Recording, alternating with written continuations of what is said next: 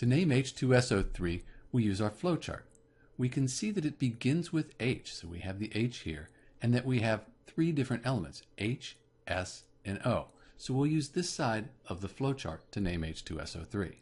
Hydrogen's in group 1 on the periodic table. It has a +1 charge, and we have two of them, so the whole side here is +2.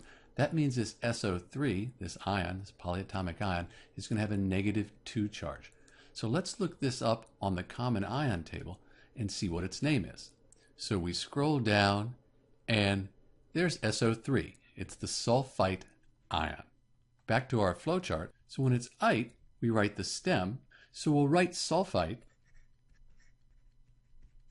and then we'll cross the end out, leaving the stem. So let's take the ite out, and that leaves us with our stem, and we'll add OUS on the end of the stem, and write acid, and that should be the name for H2SO3. However, there's a lot of exceptions in chemistry, and when you have sulfur, the stem is going to include the UR, so it'll be sulfurous acid.